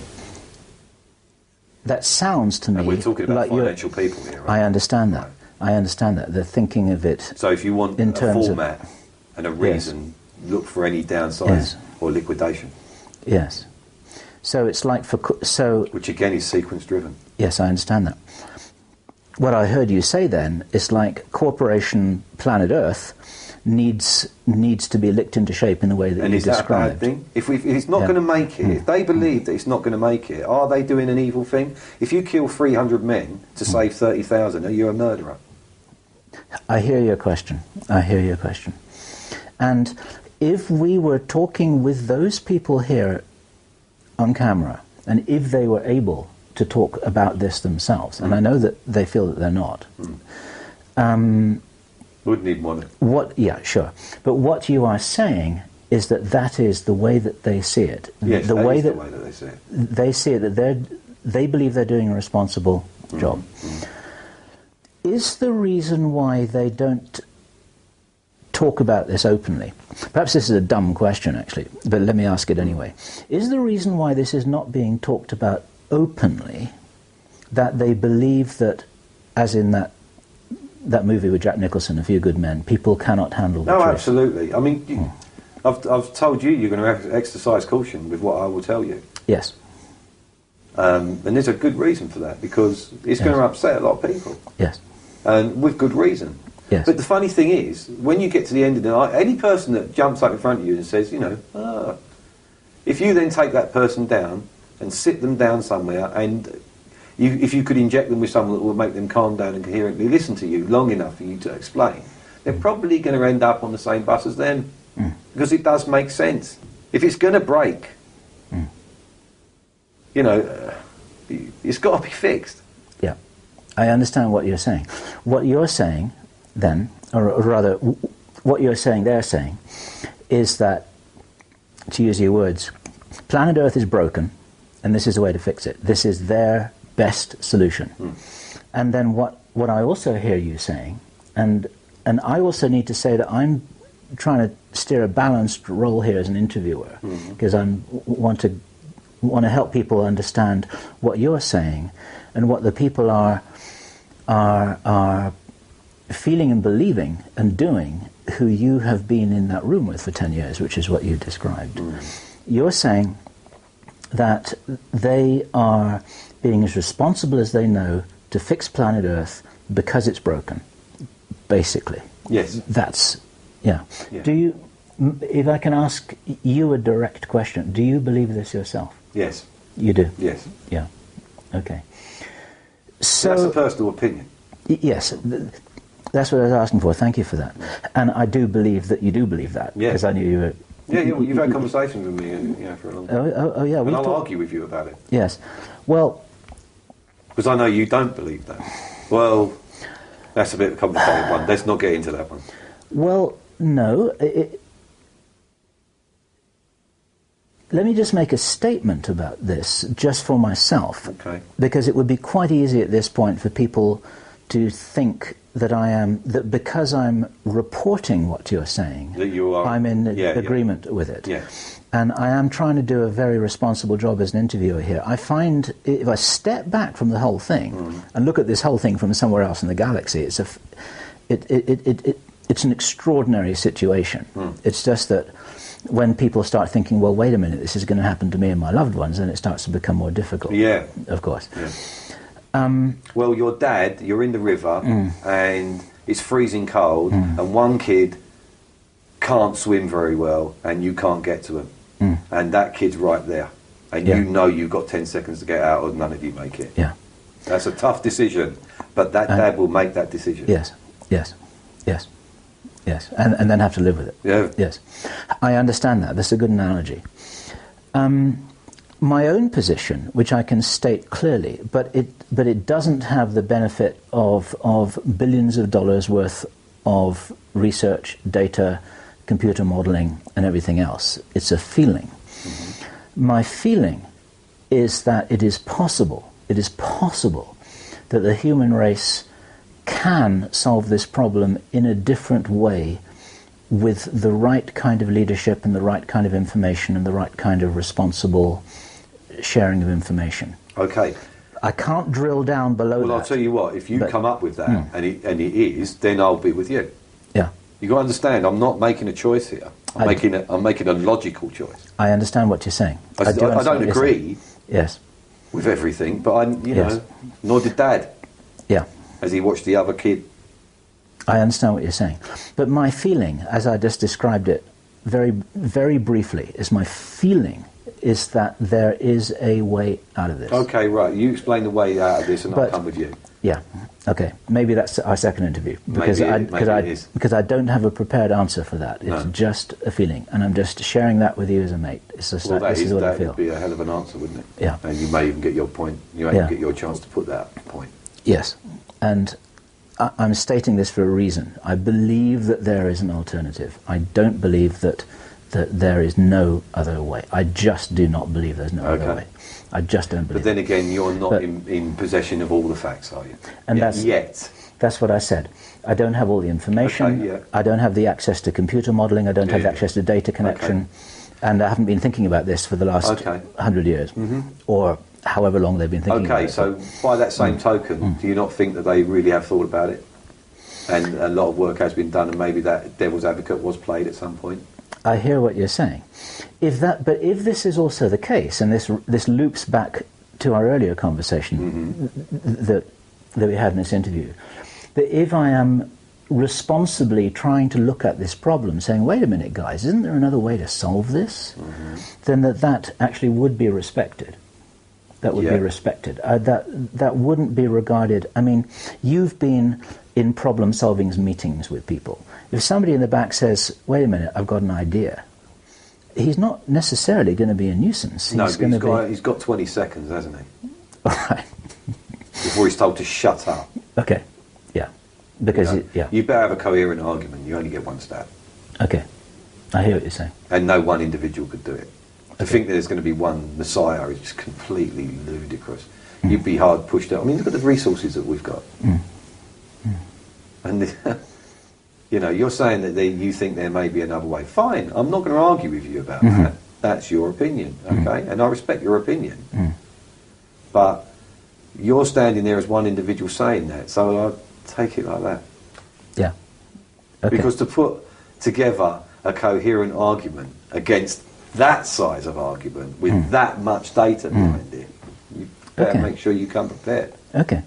And I take that point very seriously because a few lines of passionate belief in itself isn't going to save the world. And you're a practical man. You're talking about getting spaceship. What you want is, or what you would like to see happen, if you're able to live to see it, is to see spaceship Earth and the human race in good shape.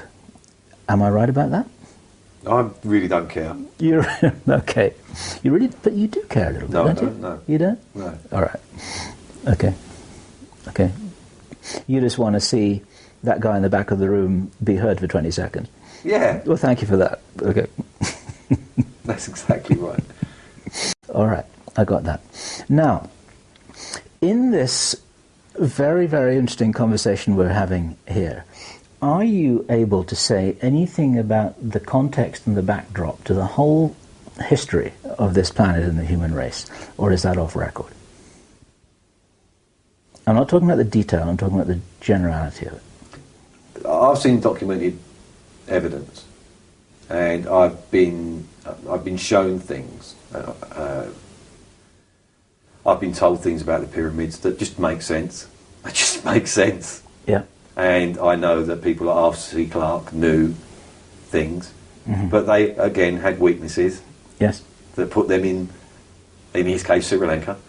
Yes. Out of reach. Mm-hmm. Go and read his books. I'm sure you have. Yes. The guy is more or less responsible for the satellites that we use today, and the idea behind them. This is a genius. But he wasn't really. He just knew some stuff. He was present at things.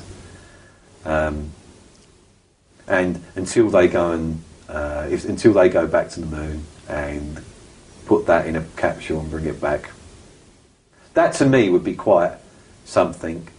If they bring that piece back, then okay, I might jump on the bandwagon with everybody else on that one. But yeah, I've seen some stuff, and I've had stuff to explain to me, which does make a hell of a lot of sense. Yes. Okay. Now here. You see what I'm saying, don't you? Yes, I do. Yeah. Now, what the big picture is here, which we haven't actually talked about between us, is extraterrestrial involvement. You've got to be very careful about that. Just put the question bluntly. Most people, all the alternative media, and a lot of people now. I mean, just look, go back to the 50s, right? If you ask the ordinary man in the street in Walthamstow in England whether he believes in aliens, he'd laugh his head off and go and get some pie and mash. If you ask him today, he may well say, yeah, there has got to be something, because he's educated, knows that that's vast the universe. And he's being conditioned by Hollywood movies and television series. Yeah, okay. Which is all part of what I mean, we are being prepared to come to terms with this. Yeah. But not for the reasons you think. For what reasons? They're going to have nothing to do with us. They are. If you, all right, the ETs are going to have... Let's call a spade a spade. Yeah, they exist. There is no conjecture. They do. Yeah, there is stuff. But you know what? That's no big surprise to 50% of people, shall we say. Right. But that number's gone up, hasn't it? More and more people realise, more important, NASA have got more and more slapdash about, and cannot, because of the very thing they've created, the media monster behind trying to get money for the space race. Yes. Is still there from the 60s. Yes. And there is a lot of people that are very interested in it. And so because of that, cameras are on the shuttle. And because of the internet and various people that are clever with the internet, Mr. McKinnon and people like that, who I know very well. Did you know Gary McKinnon? I'll tell you a story about him later on. Off record? Yeah. That's a shame. Okay. All right. We're talking about cameras on the shuttle and people that are clever with computers. What I'm trying to say is you can't, there's so many now. Yes.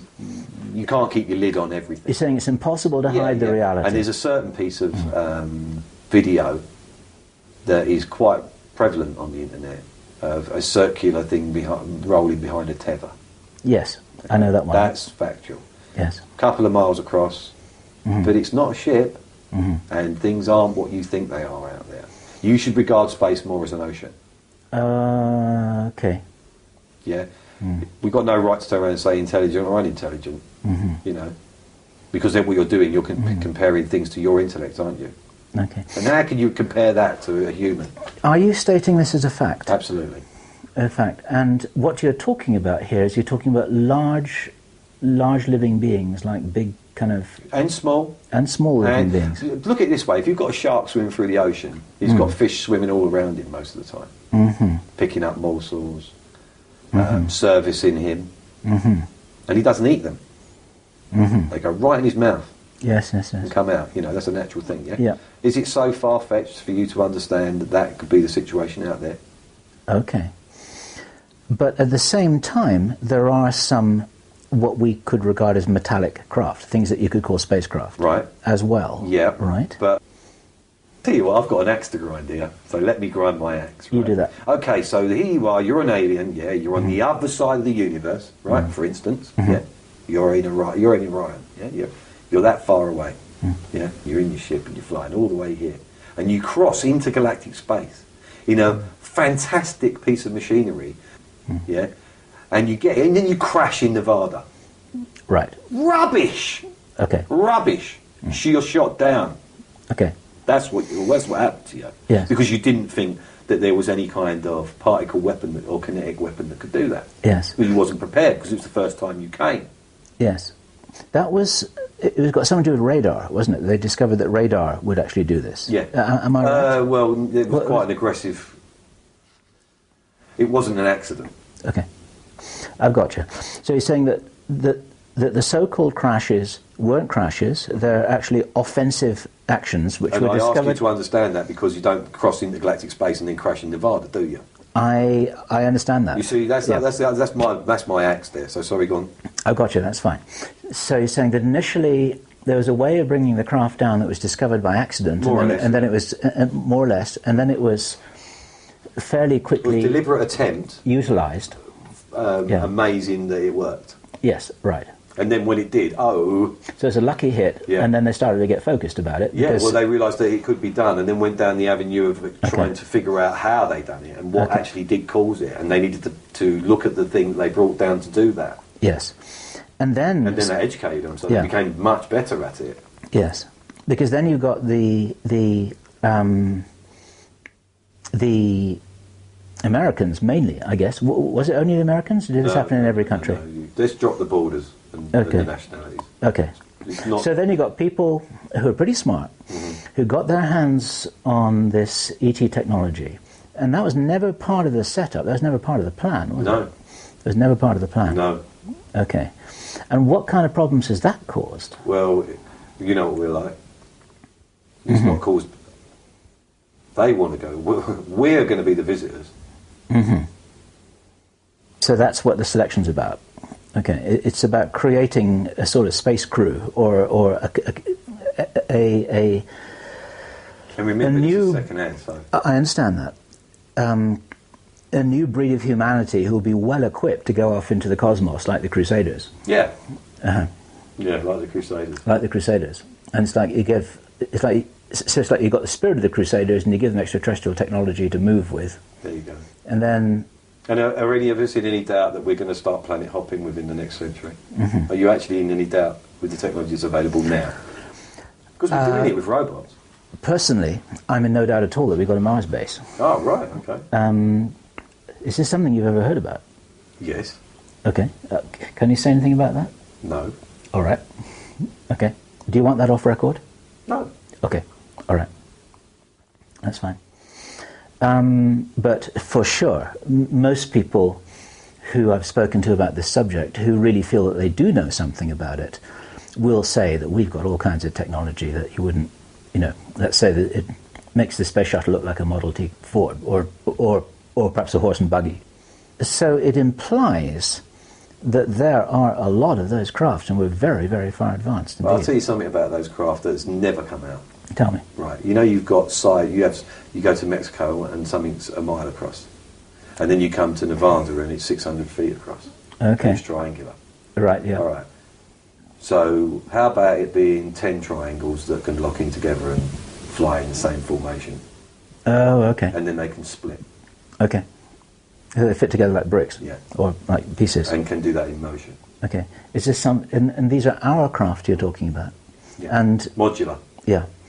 And you're telling... So you can see how easy that would be to confuse every individual, because one day it's a star and the next day it's a triangle.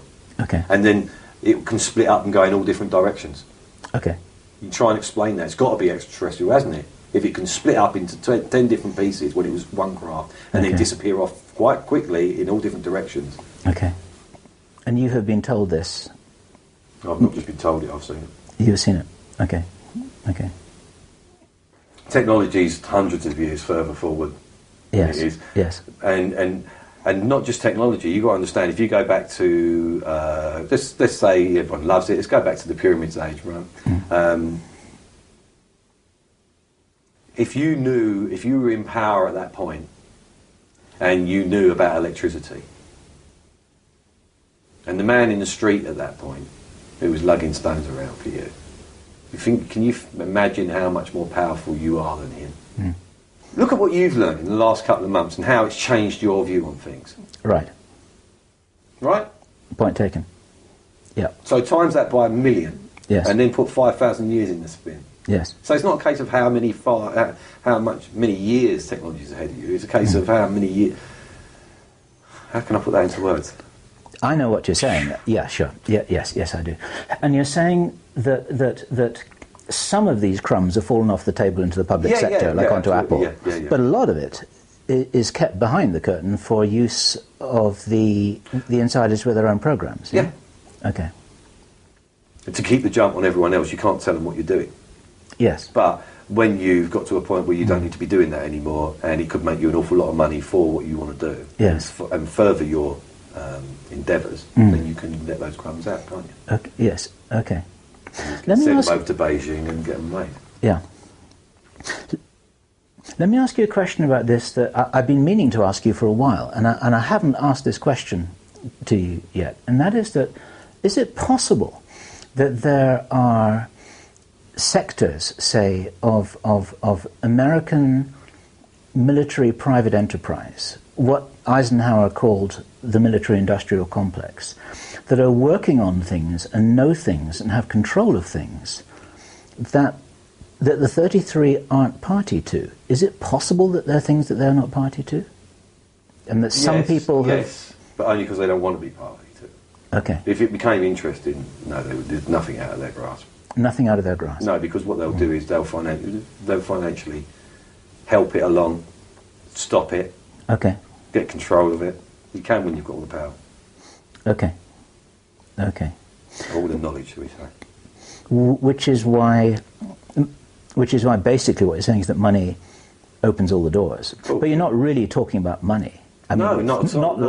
It's not... It's not a concept I even want to talk about. It's not like nonsense. Money in the bank account. It's the control that comes with the ability to shape the economics of nations through a decision that somebody makes. Is that the kind of thing we're talking about? Yeah, it is. I remember you described at an earlier stage, you described that these 33, each of these individuals, they should actually be seen as like nation states in themselves, yes, in terms of policy making, economic influence. There is no influence. borders or nationalities. That is all pointless. All of that. Yeah. So that's just part of the wrapping of the package. Yeah, it's part of the plan. It's part of the education. Yes. Yes. It makes you fight amongst yourself, divide and conquer. Yes. Can you say anything about what geopolitical changes we might expect? Like, for instance, there are a lot of people watching this... New World Order. In all that stuff. Yeah. The North American Union, based on the economic... Yeah. The if it's European Union for them model. to do it and it helps for the model, yes, they'll do it. They'll do it. Yeah. Okay. Yeah, all those things are on the table. But as soon as you draw too much attention to any of them, depending on their importance, what your longevity is or the audience longevity is, whether they'll roll it out again in another 100 years. Okay. Because if you draw attention to it, they won't do it. And your credibility will go out the window. Yes. Global currency, same thing? Oh yeah, no, that's inevitable though, Bill. Come on. If you know anything about economics, you know there's going to be one world government. It's the only way it's going to go. It's got to. Okay. Okay. There's likely to be the removal of borders between, like... Financial borders. Financial borders. Borders won't be removed because that's how you keep people averse to each other. Okay. I've got it great over here, you're like shit. Okay. Right. Yeah, then you're arguing, right? Yes. So it's creating the dialectic, but the finances actually determine the real structure. Keep everyone's nose on the grindstone. They can't look up long enough to wonder what they're doing. Okay. Keep everyone arguing amongst ourselves about racial equality and sexual equality, homophobic, keep everyone arguing about everything, because then they're all arguing amongst themselves and we get what we want to get on with. Okay. Let me ask you one more question, if I may. Okay. Is it going to be convenient to set up a false flag operation to depict the ETs as being enemies? It's on the table, they're going to do it. That's on the table, they're going to do that. That's what the craft are for, that's what the modular things are for. And it's already started. Okay. Do you know, is this date forecast at all? No dates. No dates. Get off of that. Just never is. Okay. When people start amassing an opinion and it reaches a crescendo, that's when it will start. Okay. Okay. So you're asking me how long does it take the world's population to start getting worried about that? Okay. it sounds then as if there would be a strategy to start informing people about the ET reality pretty quickly. Now, I presume this is kind of underway. I mean... 4th of July. What's V? Yeah, all of that, yeah. Independence Day, the event. Sorry, Independence Day, I meant. Yeah, okay. And so on, Terminator, right. Whatever you like. But are we ever going to get Obama holding a press conference saying, okay, guys, Not we need him, to square with you? But someone will. Somebody will? Yeah. Do you know anything about that at all? No, because it's not there yet, is it? So it's not there yet. There's a drip happening, and the bucket, you're asking me how long that bucket's going to take to fill, but the drip might slow up or speed up. Yeah. You know, so that makes my guess wrong. I wondered if any decision had been made about that, but you're saying it's just a general direction. They're going in a general direction. Yeah. And meanwhile, technology's coming on. It's getting better. Yes. Yes. More convincing. Okay. So there's no hurry. Okay. Interesting. Meanwhile, make education suffer a little, so people are a little bit more dense than they have been. And additives in food, additives in the water. That's a whole nother. That's a whole nother. That's a whole nother video. That's something I know quite a lot about. Yes. If you know my diet. Yes. Yes. Yes. You kept yourself in good shape because you needed to. I understand that. So, pressing the pause button here, and I know that there's some matters here that you need to attend to, and this has been a longer interview than I'd anticipated. I want to thank you for that very much. And it sounds as if there's quite a lot of material that we haven't yet had the opportunity to cover. I would like to ask you to consider the possibility of doing another one if neither of us get into serious trouble after doing this one. Okay, if neither of us get into serious trouble for doing this one, I'll shake your hand on that. That's for good. So, I've got to remember to call you Charles. Charles makes it sound very respectable. Okay. So we've got to try and do something. I do like to sound respectable. Okay. So thank you. Really thank you. You're welcome. Those of you who have been watching this right through to the end here, you will appreciate that we've covered ground. Some things here have never been discussed anywhere, I don't believe, in the media. It hasn't been permitted. We've got a kind of experiment in progress here because both Charles and myself are going to be interested to see what happens over the next few days and weeks after this is released. By the time you see this, it will have been edited appropriately, but probably not an awful lot. We're going to take out some little bit of off-record conversation we had, off-record clarification, as is normal journalistic practice. And then I have promised that I will run this past him, past you for your approval. And if you're seeing this now, it means that you've given it the nod. And then after that, as they say, we're letting it roll.